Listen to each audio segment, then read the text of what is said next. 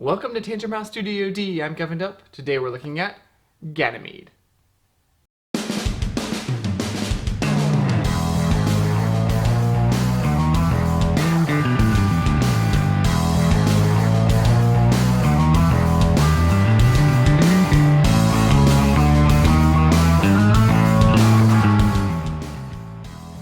Ganymede is a 2 to 4 player tableau building game that plays in about 30 minutes. It's published by Sorry We Are French and here in the States from Lucky Duck Games, and we received a copy to review.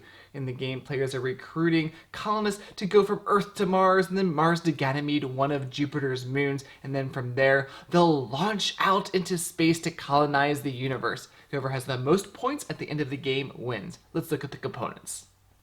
There's player boards, cards, tiles, meeples, and tokens. To set up the game, you'll place out the cards and tiles in the main game area and choose ships for your player board.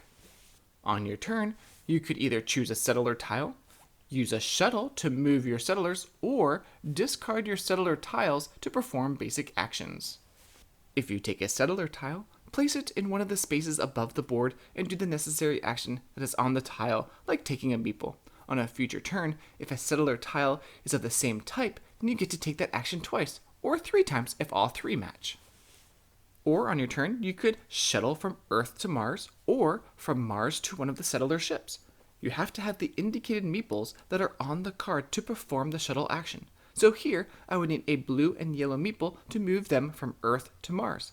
I take the card and place it below my board in the matching space, and can perform the action as many times as I have cards of that type. I move the meeples to the new location.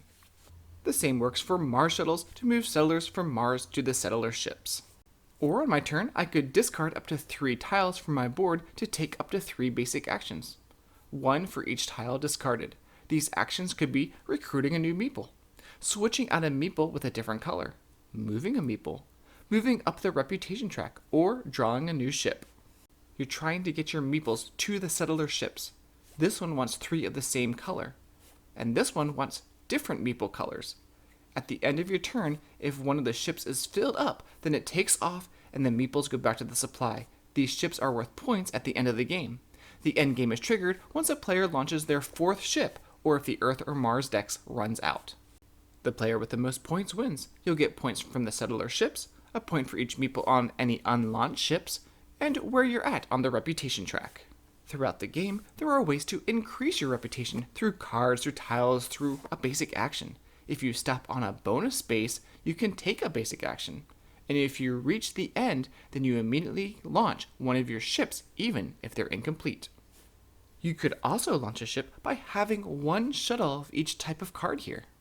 There are interesting choices to make with these ships, even how to get to the ships. Should I go for the top ship that is looking for 3 of the same color meeple, or the bottom ship, which is looking for 4 meeples, but there are different colors? Even though it's an extra meeple, it might be easier to move multiple meeples of different colors to that bottom ship. And even the ships themselves. Should I go after ones with straight up points, or should I go with ones that are looking for different sets of things? I like the different tiles in the game. It's not all just about meeple colors. There are actions on them too, like moving, or gaining reputation, or getting a new settler ship. You're trying to figure out the best way to move your settlers from place to place, from Earth to Mars, from Mars to Ganymede, maybe through basic actions, maybe through the different cards. Those shuttle cards can really help you, and a lot of them have bonuses on them. Let's check some of them out. You could get a new recruit, maybe do a move action, maybe change out a meeple, and even get some reputation. There's lots of different shuttle cards and combinations of colors, but I think the Mars cards might be a little bit harder to fulfill because they have more meeples that are trying to shuttle from Mars to Ganymede.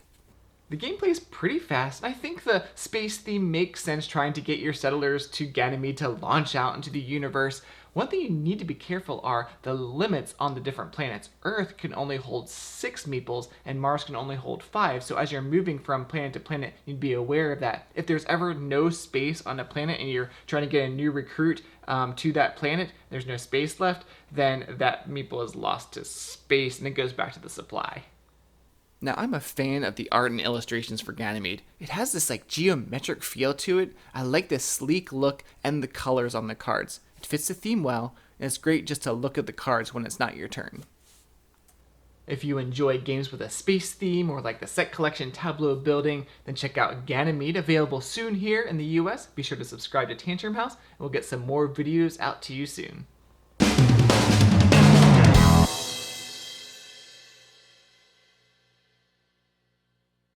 Welcome to Tantrum House Studio D. I'm Kevin Delp. Today we're looking at